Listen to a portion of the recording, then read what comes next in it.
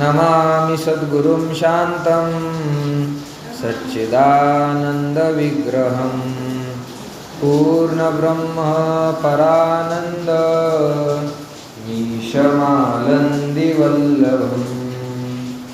ॐ नमो ज्ञानेश्वरा करुणाकरा दयाळा, तुमचा अनुग्रह लाभलो पावन झालो चराचरी।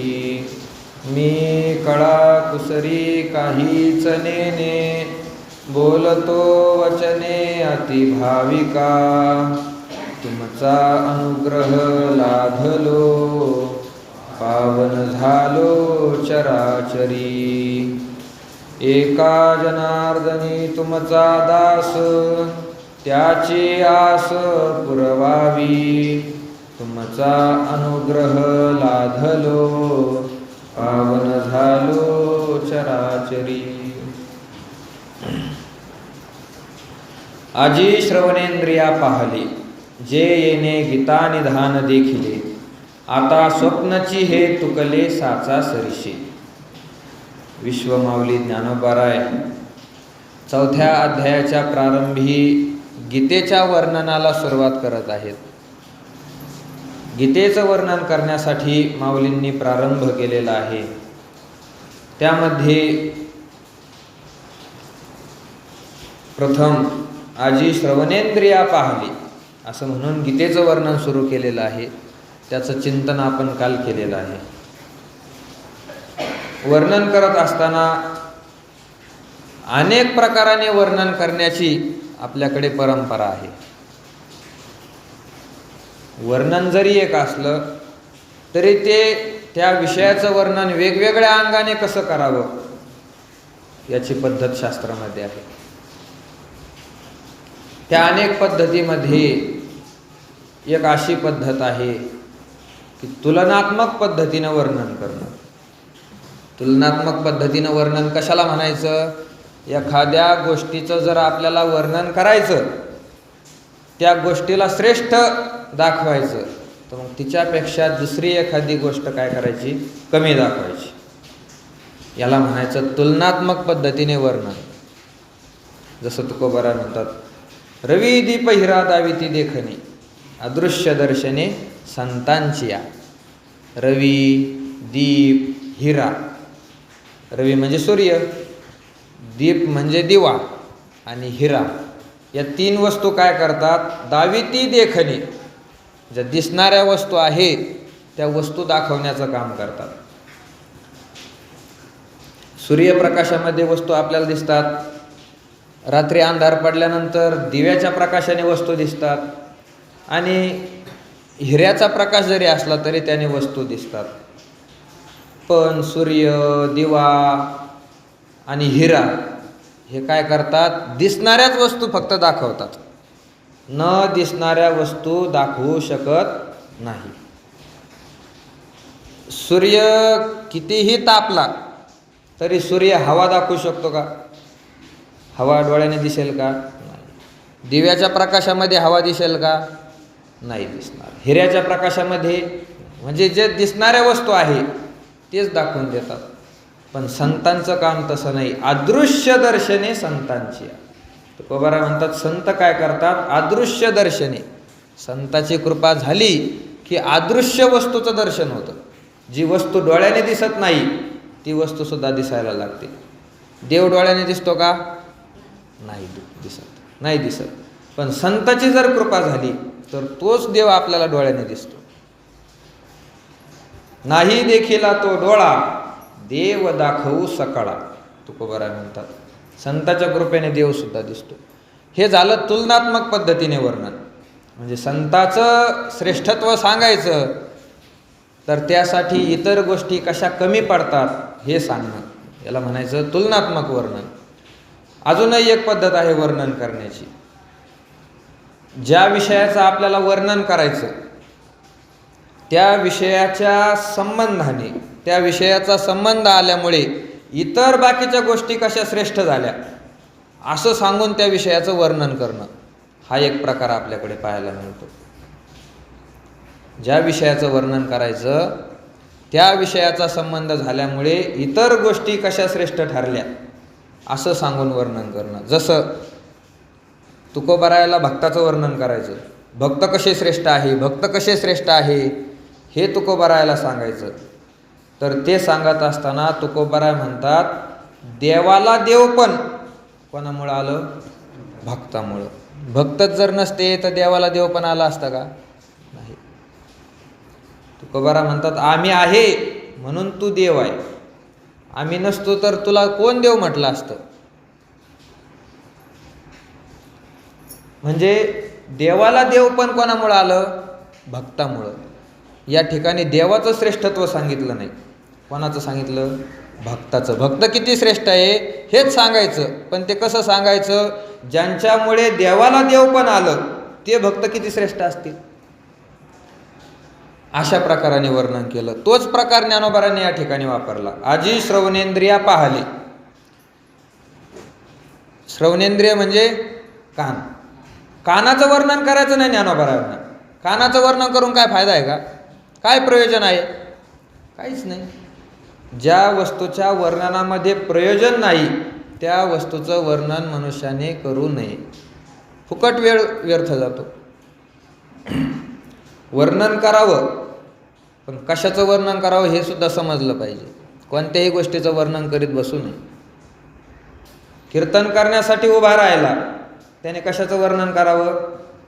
भगवंताचं वर्णन करावं, संताचं वर्णन करावं, ज्ञान सांगावं, वैराग्य सांगावं.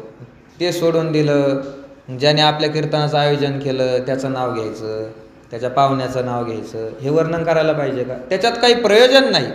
तसं ज्ञानोबारायांना या ओवीमध्ये कानाचं वर्णन नाही करायचं. कानाचं वर्णन करून आपल्याला काय मिळणार आहे? वर्णन करायचं गीतेचं. पण ते गीतेचं वर्णन करत असताना ज्ञानोबारायांनी जी पद्धत वापरली ती पद्धत अशी आहे, त्या विषयाचं वर्णन करण्यासाठी त्या विषयाच्या संबंधाने इतर गोष्टी कशा श्रेष्ठ झाल्या हे सांगायचं. गीतेचंच वर्णन करायचं, पण कसं करायचं? आजी श्रवणेंद्रिया पाहली. ज्या गीतेमुळे आमच्या कानाचं भाग्य उजळायला आलं, आमच्या कानाचं भाग्य ज्या गीतेमुळे उजळलं ती गीता आहे असं ज्ञानोबारायांनी वर्णन केलं. काय झालं? कानाचं भाग्य कसं उजळलं त्याचं चिंतन आपण काल केलं. कानाला काय झालं? यथार्थ ज्ञान झालं. यथार्थ ज्ञान झालं आमच्या कानाला. जे खरं ज्ञान आहे, भगवंताने जे खरं ज्ञान सांगितलं त्याचं वास्तव स्वरूपाने आम्हाला ज्ञान झालं. म्हणून ज्ञानोबारा शब्द वापरतात, आजी श्रवणेंद्रिया पाहली. त्यामध्ये इंद्रिय कसे असतात, कोणत्या भूतापासून कोणतं इंद्रिय निर्माण झालं याचा विचार आपण काल केला. इंद्रियामध्ये ज्ञानेंद्रिय कोणते, कर्मेंद्रिय कोणते याचाही विचार आपण काल केला.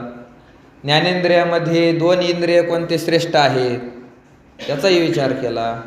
ज्ञानोबाराय श्रवणेंद्रिया पाहले, आमच्या कानांनी आम्ही पाहिलं असं कशामुळे म्हटले याचाही आपण विचार केला.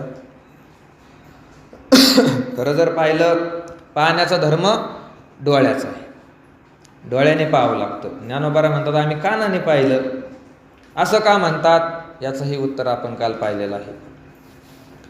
थोडक्यामध्ये पाहणं या शब्दाचा अर्थ आहे खरं ज्ञान होणं.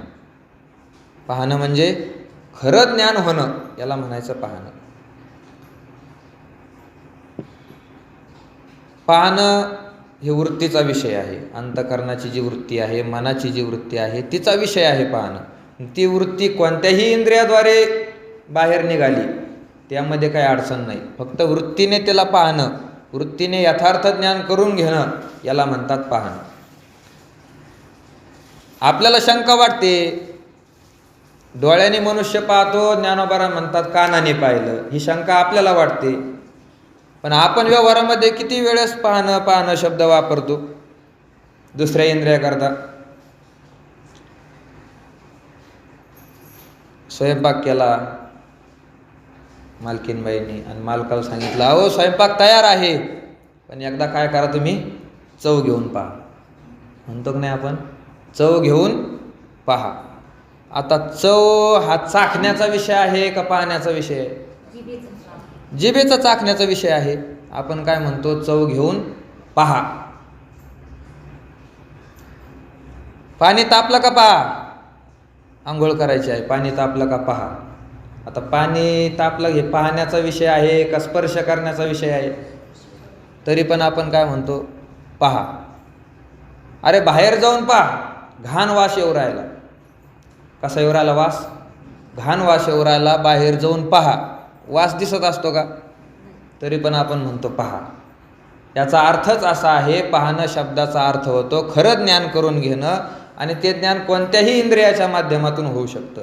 म्हणून ज्ञानोबाराय म्हणतात, आजी श्रवणेंद्रिया पाहले, म्हणजे कानांना खरं ज्ञान आमच्या प्राप्त झालं.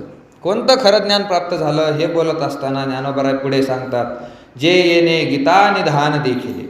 आज या विषयाचं आपल्याला चिंतन करायचं. येणे गीता निधान देखिले. येणे म्हणजे आमच्या कानांनी काय केलं? गीता निधान देखिले. गीता रूपी निधान आमच्या कानांना दिसलं, आमच्या कानांनी ते पाहिलं. गीतेला या ठिकाणी ज्ञानोबारायांनी निधान शब्द वापरलेला आहे. गीता निधान देखिले. गीता म्हणजे काय आहे नेमकं हे अगोदर कळायला पाहिजे, मग गीता निधानाचा विचार करू. गीता कशाला म्हणतात? खरं जर पाहिलं, गीता शब्दाचा अर्थ होतो गायन केलेलं. गीता गीता म्हणजे काय? गायन केलेलं. संस्कृतमध्ये गै धातू आहे. धातू म्हणजे क्रियापद. गै शब्दाचा अर्थ होतो गायन करणे, आणि त्याचं भूतकाळामध्ये स्त्रीलिंगी रूप होतं गीता, म्हणजे गायलेली, गायन केलेली, त्याला म्हणायचं गीता. असे गीतेचे अनेक प्रकार आहे. आपण जी वाचतो तिला म्हणायचं श्रीमद भगवद्गीता. त्यानंतर अष्टावक्र गीता आहे, अष्टवक्र ऋषींनी सांगितलेली. यमांनी सांगितलेली यमगीता आहे. रामप्रभूंनी जी गीता सांगितली तिला रामगीता म्हणतात. त्यानंतर अनुगीता आहे, वशिष्ठ गीता आहे. असे गीतेचे अनेक प्रकार आहे. आपल्याला फक्त श्रीमद भगवद्गीता माहीत आहे. तर या ठिकाणी ज्ञानोबाराय ज्या गीतेचं वर्णन करतात ती श्रीमद भगवद्गीता आहे. भगवंतांनी जे तत्त्वज्ञान सांगितलं ती ही गीता आहे. आणि या गीतेविषयी बोलत असताना ज्ञानोबाराय म्हणतात, गीता निधान देखिले. आमची गीता काय आहे? निधान आहे, निधान. या गीतेला निधान का म्हटलं असावं, याचं काय कारण असावं, याचाही विचार करावा लागेल. ज्ञानोबाराय म्हणतात गीता निधान आहे. कशी आहे गीता निधान? निधान म्हणजे नेमकं काय आहे हे तर समजलं पाहिजे. या निधान शब्दाविषयी जर आपण पाहिलं, संत वाङ्मयामध्ये जर पाहिलं, सगळ्याच संतांनी या शब्दाचा वापर केलेला आहे. वेगवेगळ्या गोष्टींसाठी निधान शब्दाचा वापर केलेला आपल्याला पाहायला सापडतो. ज्ञानेश्वरीमध्ये जर पाहिलं तर एका ठिकाणी ज्ञानोबाराय म्हणतात, नमो जगदखिल पालना मंगळमणी निधाना. मंगळमणी निधाना, निधान शब्द वापरला. त्या ठिकाणी निधान शब्द गुरुसाठी वापरलेला आहे. आमच्या गुरुला नमस्कार असो. ते गुरु कसे आहे तर मंगलमणी निधान स्वरूप गुरु आहे. त्या गुरूंना नमस्कार असो. कधी कधी देवाला सुद्धा निधान शब्द वापरलेला आहे. धन्य पुंडलिका बहुबरे केले, निधान आणिले पंढरीये. पुंडलिक महाराज बहुबरे केले, तुम्ही खूप सुंदर काम केलेलं आहे. काय केलं? निधान आणिले पंढरीये. पंढरपुरामध्ये निधान आणून ठेवलं. देवाला आणलं असं नाही म्हटले. काय आणलं? निधान आणलं. निधान म्हणजे काय ते माहीतच नाही आपल्याला. फक्त पुंडलिकरायांना काय केलं? पुंडलिकरायांनी निधान आणलं. गीतेमध्ये सुद्धा तसंच वर्णन आहे. त्वमक्षरम परमं वेदितव्यम त्वमस्य विश्वस्य परम निधानम. अर्जुन म्हणतो, देवा तू या विश्वाचं परम निधान आहे. निधान आहे तो या विश्वाचं. देव स्वतःचं वर्णन करत असताना म्हणतात, गतिर्भर्ता प्रभू साक्षी निवास शरणम सुहृत प्रभव प्रलय स्थानम निधानम बीजमव्ययम. भगवान सांगतात, मी काय आहे? गतिर्भर्ता, मी सगळ्याचं भरणपोषण करणारा आहे. सगळ्याची गती मी आहे. प्रभू म्हणजे मालक मी आहे. साक्षी मी आहे. निवास शरणम सुहृत, जे शरण आलेले आहे त्यांचं निवासाचं ठिकाण मी आहे. प्रभवः सगळ्याचा उत्पत्ती करणारा मी आहे, प्रलयः सगळ्याचा नाश करणारा मी आहे, स्थानम सगळ्याचं अविनाशी स्थान मी आहे, निधानम बीजमव्ययम सर्वांचं निधान मी आहे, असं देव स्वतःला निधान म्हणून घेतो. ज्ञानोबारायांचा जर विचार केला तर ज्ञानोबारायांनी भगवंताच्या मुखात 12व्या अध्यायामध्ये एक ओवी घातली. ज्ञानोबाराय म्हणतात, तयाचे आम्हा व्यसन ते आमुचे निधी निधान, किंबहुना समाधान ते मिळते तै. देव सांगतो तयाचे आम्हा व्यसन, मला पण व्यसन आहे. कशाचं? भक्ताचं व्यसन आहे. ते आमुचे निधी निधान, भक्त आमच्यासाठी निधान आहे. निधान या ठिकाणी भक्तासाठी देवाने काय केलं? निधान शब्द वापरला. त्यानंतर ज्ञानोबाराय अजून एका ठिकाणी म्हणतात, ऐशे जे ज्ञान पवित्रैक निधान, असं जे ज्ञान आहे जे पवित्र आहे आणि निधान स्वरूप आहे. ज्ञानाला सुद्धा निधान म्हटलंय. काही काही ठिकाणी शरीराला निधान म्हटलेलं आहे. नरदेह निधान लागले हाती, उत्तम सार उत्तम गती, देवची होईन म्हणती ते होती, तरी का चित्ती न धरावे.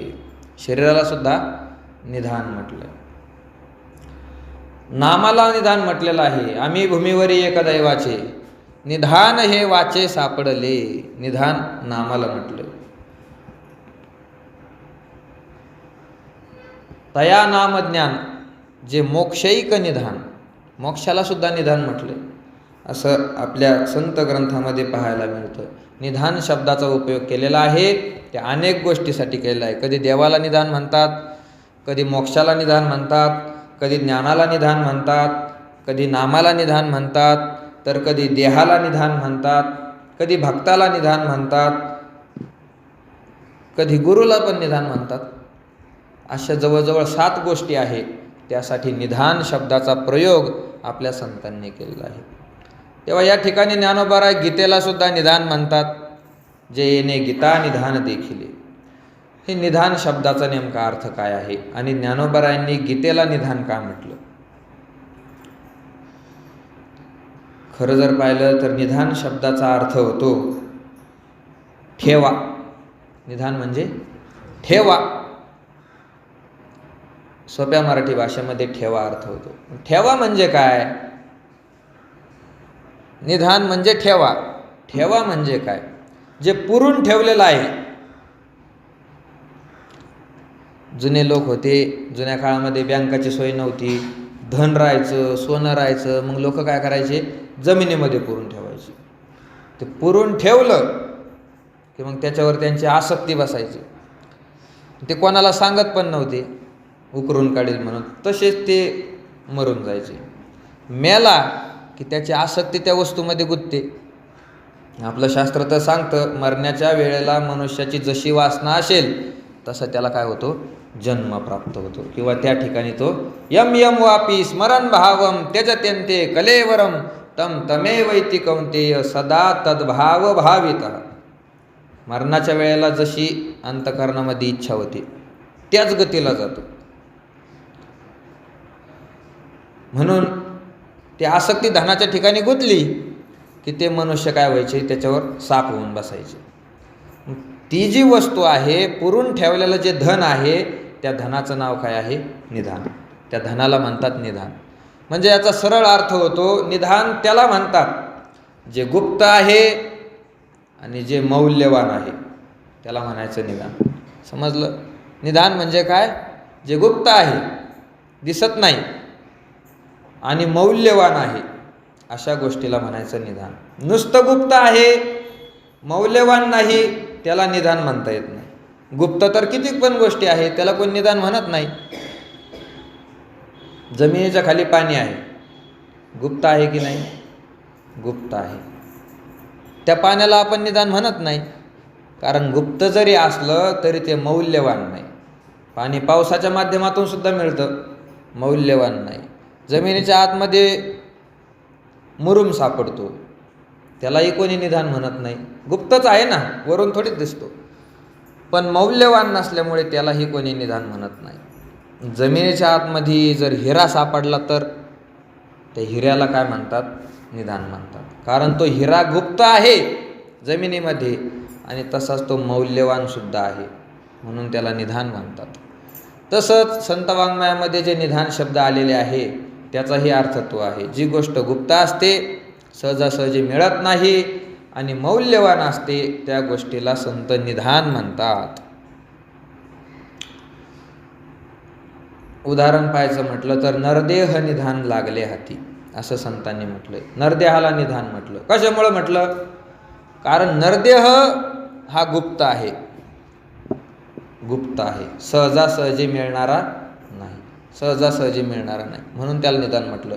आणि जसं तो सहजासहजी मिळत नाही तसाच तो मौल्यवान सुद्धा आहे, त्याची किंमत पण फार मोठी आहे. देवची होईन म्हणती ते होती, तरी का चित्ती न धरावे. याच देहाचा जर सदुपयोग केला तर त्या देहाने मनुष्य देव सुद्धा होऊ शकतो.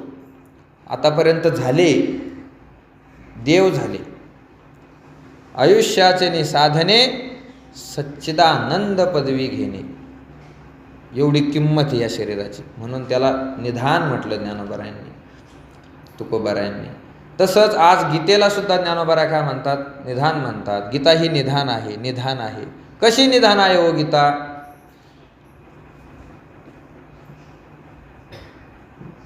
तर गीता ही गुप्त आहे आणि त्याचबरोबर मौल्यवान सुद्धा आहे, म्हणून गीतेला निधान म्हटलं. गीता गुप्त कशी आहे? गुप्त कशी आहे गीता? कारण जोपर्यंत अर्जुनाला मोह झाला नाही तोपर्यंत गीता होती का? नाही. अर्जुनाला मोह झाल्यानंतर भगवंताने गीतेचा उपदेश केलेला आहे. जोपर्यंत अर्जुनाला मोह झाला नाही तोपर्यंत गीता म्हणून काही नव्हतंच, म्हणून ती गीता गुप्त आहे. किंवा भगवंताच्या अंतःकरणातलं जे ज्ञान असल्यामुळे त्याला गुप्त म्हणता येईल आपल्याला. अर्जुनाने भगवंताविषयीचं जे प्रेम प्रगट केलं, भगवंताला गुरु मानलं, ते गुरु मानल्यामुळे भगवंताने आपल्या अंतःकरणातलं ज्ञान काय केलं? उघडं केलं. उघडं करून अर्जुनापुढे मांडलं. म्हणून गीता ही कशी आहे? निधान स्वरूप आहे, निधान स्वरूप. ज्ञानोबाराय म्हणतात, जे येणे गीता निधान देखिले, ती गीतेचं निधान, गीतेला जो निधान शब्द वापरला ज्ञानोबारायांनी तर तो याच कारणामुळे. ती गीता गुप्त आहे आणि गुप्त असून ती गीता मौल्यवान आहे, म्हणून तिला काय म्हणतात? निधान म्हणतात. जे गीतार्थ निधान काढू माझे मन, सुये स्नेहांजन आपुले तू, असं ज्ञानोबाराय सांगतात. तरी तुझ पुढा सांगितले ते अर्जुना आयशे झाले, जे गौप्य धन काढिले माझे आजी तुवा. माझे गौप्य धन, माझ्या अंतःकरणामध्ये जे लपलेलं होतं अर्जुना, ते तू बाहेर काढून घेतलं, म्हणजे अगोदर गुप्त होते. किंवा दुसऱ्या प्रकाराने जर पाहिलं, जी वस्तू प्रगट होते ती वस्तू अगोदर कशी असते? गुप्त असते. जसं भगवंताचा जन्म झाला कारागृहामध्ये मथुरेच्या, जन्म झाल्यानंतर नामदेवरायांनी जन्माच्या अभंगामध्ये जन्म झाला असा शब्द वापरलाच नाही. अयोनी संभव नोहे काही श्रमी, नामयाचा स्वामी प्रगटला. नामदेवराय म्हणतात, नामयाचा स्वामी प्रगटला. जन्म झाला नाही, तो प्रगट झाला. प्रगट झाला म्हणजे काय? अगोदर गुप्त होता, मग आता प्रगट झाला. रामजन्माच्या वेळेसुद्धा तेच म्हटलंय, अयोनी संभव प्रगटला हा राघव, हा प्रगटला म्हणजे अगोदर कसा होता? गुप्त होता, गुप्त होता. तसंच गीता प्रगट झाली म्हणजे गीता अगोदर कशी होती? गुप्त होती.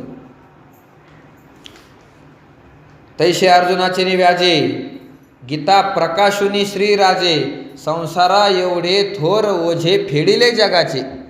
अर्जुनाचं निमित्त करून गीता प्रकाशुनी श्रीराजे, भगवंताने गीतेचं प्रकाशन केलं.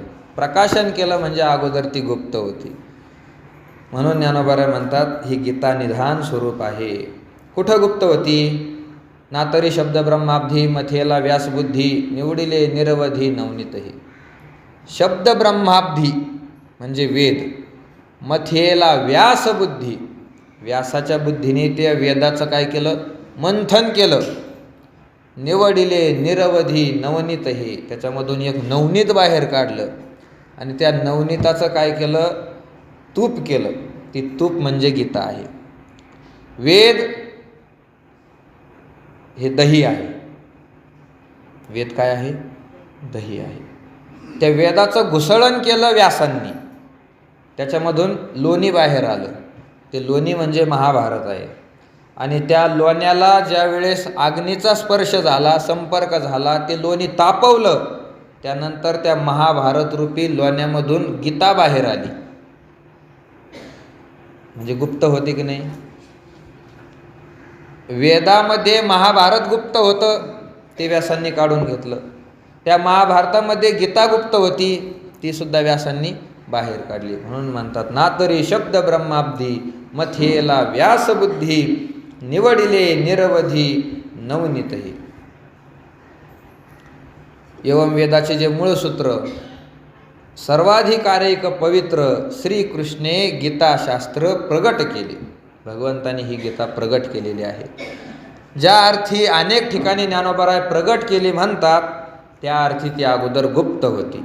म्हणजेच निधान शब्दाची व्याख्याच अशी आहे, जे अगोदर गुप्त असतं आणि जे किमतीचं असतं, मौल्यवान असतं, त्याला निधान म्हणतात. गीतेला निधान याच कारणामुळे म्हटलं, ही गीता गुप्त होती, भगवंताच्या अंतःकरणामध्ये होती. एका ठिकाणी ज्ञानोबरांनी त्याचं रूपक करून वर्णन केलेलं आहे 11व्या अध्यायामध्ये. मिनले गंगे यमुनेचे ओघ, तैसे रसा झाले प्रयाग. गंगा आणि यमुना या दोघीचा काय आहे, संगम. त्रिवेणी संगम आपण म्हणतो. गंगा आहे, यमुना आहे, त्यानंतर सरस्वती आहे. या 3 नद्यांचा संगम होतो. त्यामध्ये 2 नदी प्रगट आहे. गंगा डोळ्याने दिसते, यमुना डोळ्याने दिसते, पण मधली जी सरस्वती आहे ती डोळ्याने दिसते का, नाही दिसत. म्हणजे सरस्वती गुप्त आहे. तसं भगवान सांगतात, माझी सरस्वती गुप्त, माझी गीता सरस्वती गुप्त. गीता ही सरस्वतीप्रमाणे गुप्त आहे. जेत शांताची या घरा अद्भुत आला आहे पाहुणेरा. 11व्या अध्यायामध्ये सुरुवातीला वर्णन करताना म्हणतात, या गीतेच्या ठिकाणी शांत रस आणि अद्भुत रस हे 2 रस आलेले आहे. ते 2 रस प्रगट दिसतात, पण मधली जी गीता आहे ती गीता गुप्त आहे. हा एक अर्थ आहे. म्हणून ज्ञानोबराय म्हणतात, ही गीता निधान स्वरूप आहे, गुप्त आहे. दुसरा विशेष काय आहे गीतेचा, निधान आहे म्हटल्यानंतर ती मौल्यवान पाहिजे. याचं आपल्याला चिंतन करावं लागेल. गीता मौल्यवान कशी आहे, काय किंमत आहे गीतेची. ही गीता ऐकल्यानंतर नेमकं काय मिळतं, किती किमतीची गीता आहे, याचंही चिंतन करावं लागेल. हे सांगत असताना ज्ञानोबराय एका ठिकाणी म्हणतात, साचची बोलाचे नव्हे हे शास्त्र, पै संसार जिनते शस्त्र, आत्मा अवतरविते मंत्र अक्षरी. इतर शास्त्राप्रमाणे गीताशास्त्र नाही. इतर शास्त्र वेगळे, गीताशास्त्र वेगळं आहे. बोलण्याचा विषय नाही गीता. साचची बोलाचे नव्हे हे शास्त्र, पै संसार जिनते शस्त्र. ज्ञानोबराच्या भाषेमध्ये गीता हे एक शस्त्र आहे, तलवारीसारखं आहे. संसार जिनते, संसाराला जिंकण्याचं शस्त्र म्हणजे गीता आहे. काय होतं ही गीता ऐकल्यानंतर, आत्मा अवतरविते मंत्र अक्षरी ये. या अक्षरामध्ये एवढी ताकद आहे, आत्म्याला ती प्रगट करतात. आपल्या ठिकाणचा जो आत्मा झाकलेला आहे, अज्ञानात आहे, त्या आत्म्याला प्रगट करण्याचं काम गीता करते. म्हणून ही गीता श्रेष्ठ आहे, मौल्यवान आहे. ज्ञानोबराय म्हणतात, म्हणून जाणतया सवा गीताची एकी सेवा, काय करा लाघवा शास्त्री री. तुम्ही जर गीता हातामध्ये घेतली, गीतेचं अध्ययन करायला लागले, तर काय करा लाघवा शास्त्री री. ज्ञानोबराय म्हणतात, इतर शास्त्राची तुम्हाला काय गरज आहे, बस झाली गीता. मोक्षासाठी गीता परिपूर्ण आहे. तैसे श्रवणे पाठे अर्थे गीता नेदी मोक्ष आरवते. गीतेचं श्रवण केलं काय, गीतेचा पाठ केला काय, किंवा गीतेचं अध्ययन केलं काय, अर्थ पाहिला काय, कोणतीही साधना गीतेच्या संबंधाने करा, गीता निधी मोक्ष आरवते. मोक्षाच्या पलीकडे गीता दुसरं देत नाही, मोक्षच देते. जी एवढी खटपट करायची आपल्याला, ती कशासाठी करायची? मोक्ष मिळवण्यासाठी. जो परमार्थ करायचा तो पण कशासाठी करायचा? मोक्ष मिळवण्यासाठी. कीर्तन आपण ऐकतो मोक्ष मिळवण्यासाठी, भगवंताचं दर्शन करतो मोक्ष मिळवण्यासाठी, चंद्रभागेचं स्नान करतो मोक्ष मिळवण्यासाठी. हे सगळं जेवढं काही करायचं ते मोक्षासाठीच करायचं. ज्ञानोबा म्हणतात तो मोक्ष गीतेच्या द्वारे मिळतो. गीता निधी मोक्ष आरवते. मोक्षाच्या पलीकडे दुसरा गीता देत नाही. श्रवणाचे मिशे बैसावे येऊनी, साम्राज्य भुवनी सुखी नांदे. साम्राज्य भुवन म्हणजेच मोक्ष आहे. ही गीता मोक्ष प्राप्त करून देते. म्हणून ज्ञानोबा म्हणतात, जे येणे गीता निधान देखिले. आमच्या डोळ्यांनी आज काय केलं? गीतारूपी निधान पाहिलं. निधान शब्दाची व्याख्या आपण पाहिली. निधान त्याला म्हणायचं जे गुप्त असतं आणि मौल्यवान असतं. तशी गीता ही अगोदर गुप्त होती आणि ती गीता मौल्यवान आहे. त्या गीतेमध्ये फार मोठी ताकद आहे, कारण ती भगवंताने सांगितलेली आहे. त्या ज्ञानाच्या द्वारे मनुष्य मोक्ष मिळवून घेऊ शकतो अशी गीता आहे. ती गीता आज आमच्या कानांनी पाहिलेली आहे. त्या गीतेचे शब्द आमच्या कानांनी आज ऐकलेले आहे. म्हणून आमचे कान आज धन्य झाले. आमच्या कानाचं आज भाग्य उजळून निघालं. आजी श्रवणेंद्रिया पाहाले, जे येणे गीता निधान देखिले. कशी पाहिली हो गीता ज्ञानोबा? तुम्ही कशी पाहिली? इथं या ठिकाणी अशी एक शंका येऊ शकते. निधान शब्दाच्या बाबतीत, निधान शब्दाच्या बाबतीत निधान सगळ्याला दिसत नाही. सगळ्याला निधान दिसत नाही. जमिनीच्या खालचं पाणी आहे, सगळ्याला पाणी दिसतं का? नाही. सगळ्याला जर पाणी दिसलं असतं तर बोर घ्यायला पानडी बोलायची गरजच नव्हती. आपापल्या घरी पाहायचं. पण ते पाणी सगळ्याला दिसत नाही, त्याला पानडी लागतो. तसं पाताळामधलं जे निधान आहे, खाली जे धन ठेवलेलं आहे, ते धन सगळ्याला दिसत नाही.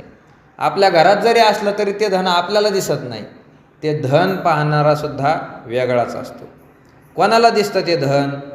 ज्ञानोबा म्हणतात, पाताळीचेही निधान दाविल की रांजन, परी व्हावे लोचन पायाळाचे. त्याला एकतर पायाळू माणूस लागतो. माणसामध्ये दोन प्रकार, काही माणसं पायाळू असतात आणि काही डोकाळू असतात.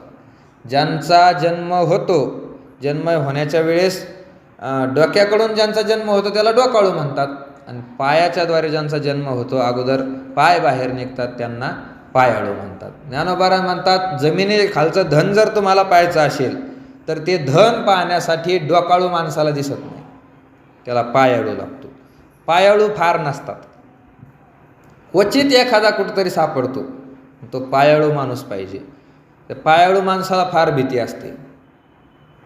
विजेची भीती असते, पाण्यापासून भीती असते. म्हणून पायाळू माणसाला लोक फार जपून ठेवतात, त्याला भीती असते. पण त्याच्याकडे शक्तीसुद्धा विशेष असते. शक्ती विशेष असते. एखाद्याची शिर आखडली, कमरात गॅप पडला, ते पायाळू माणसाने फक्त पाय मारला नीट होऊन जातं.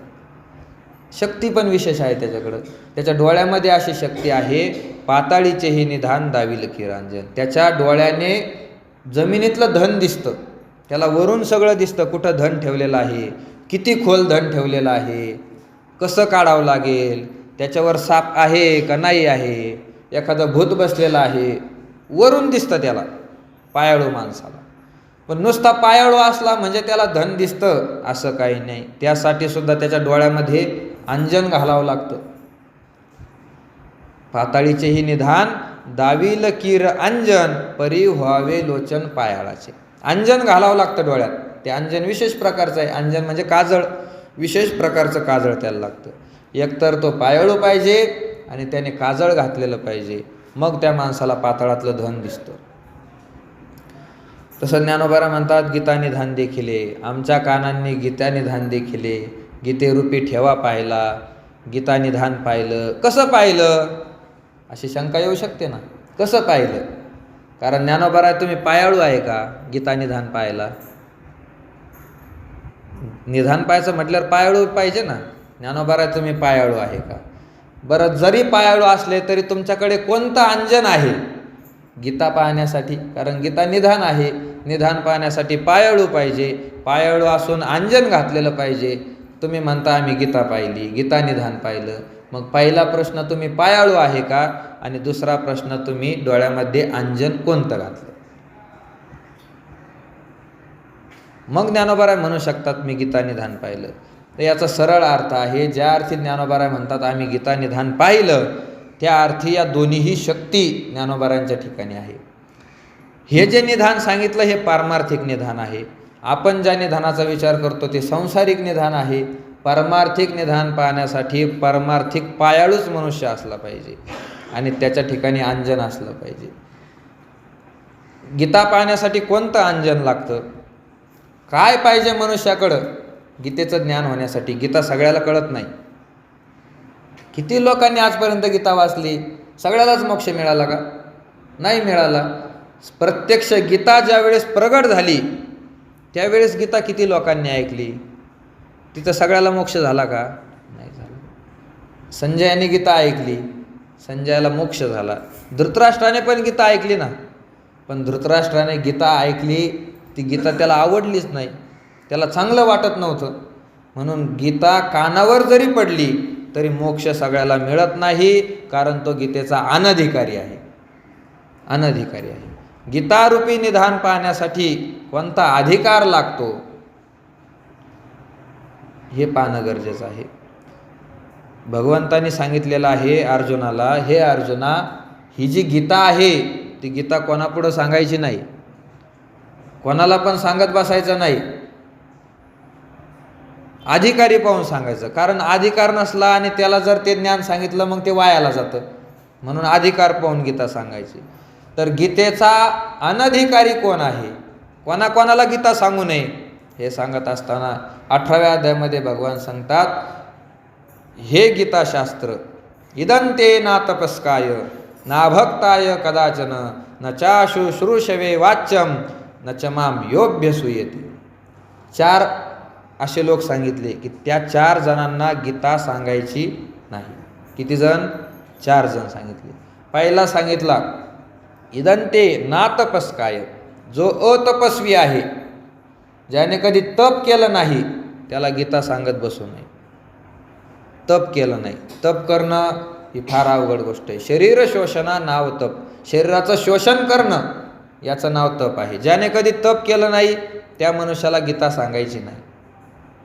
रोज उठल्याबरोबर चहा प्यायला लागतो, विषयाशिवाय ज्याचं काही काम चालत नाही, अशा मनुष्याला गीता सांगू नये. त्याच्यासाठी तप करावं लागतं. इदंते ना तपस्काय ना भक्ताय कदाचन, जो भगवंताचा भक्त नाही अशा मनुष्याला सुद्धा गीता सांगू नये. संजयाने धृतराष्ट्राला गीता सांगितली. आता धृतराष्ट्र भगवंताचा भक्त होता का?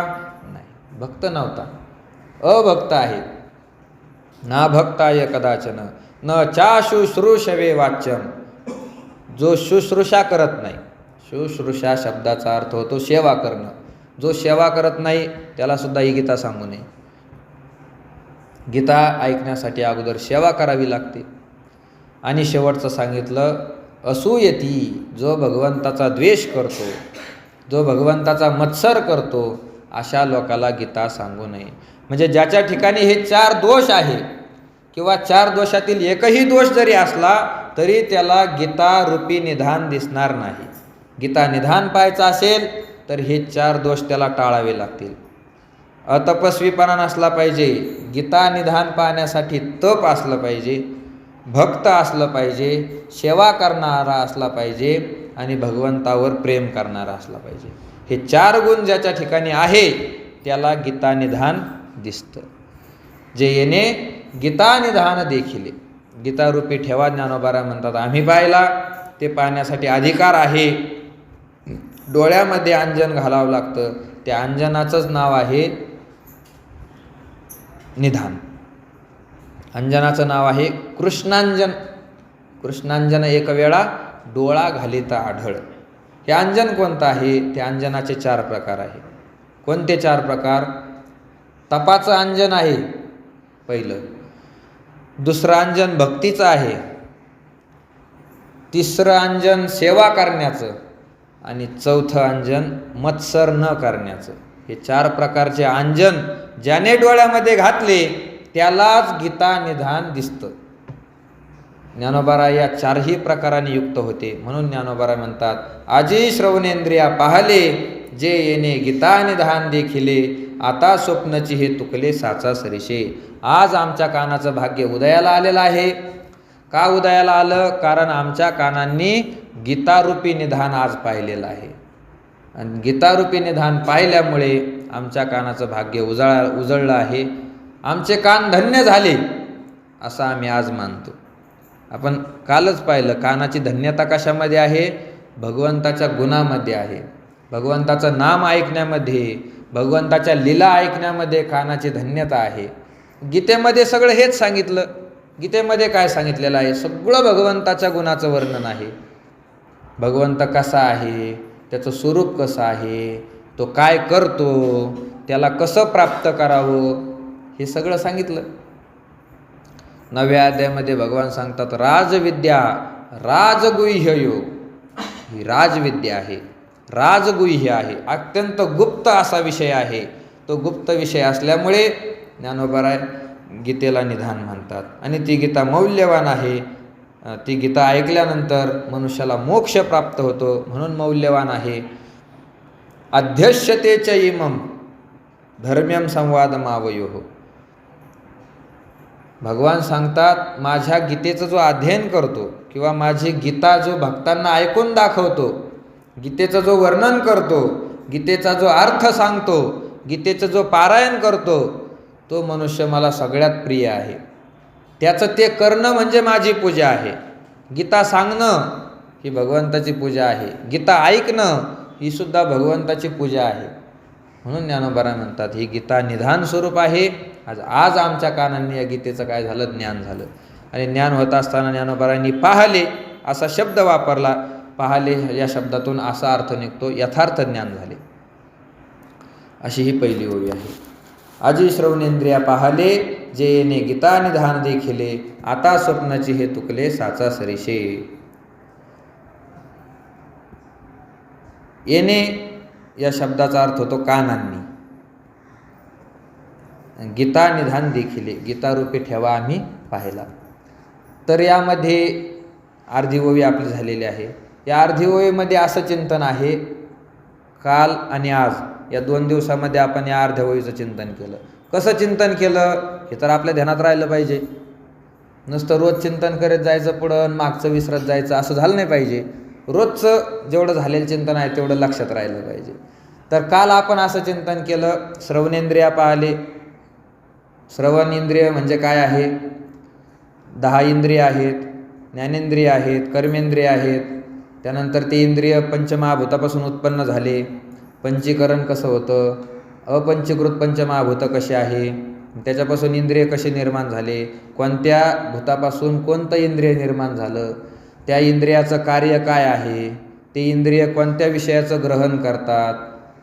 त्यानंतर त्या सगळ्या इंद्रियामध्ये कान आणि डोळा हे 2 इंद्रियामध्ये जास्त शक्ती आहे याचं आपण चिंतन केलं. मग त्या श्रवणेंद्रिया पाहले. कानाचा धर्म ऐकणं आहे, डोळ्याचा धर्म पाहणं आहे. तरी पण ज्ञानोबाराय म्हणतात, आमच्या कानांनी आज पाहिलं. कसं पाहिलं ते त्याचंही उत्तर आपण काल पाहिलं. आज दुसऱ्या प्रकाराने त्याचं एक उत्तर पाहिलं की पाहणं या शब्दाचा अर्थ होतो खरं ज्ञान होणं. ते खरं ज्ञान ज्ञानोबारायला झालं म्हणून कानाने पाहिलं. त्यानंतर दुसऱ्या विषयाचं चिंतन झालं गीता निधान. निधान शब्दाचा अर्थ काय आहे, संतांनी कशा कशाला निधान म्हटलेलं आहे.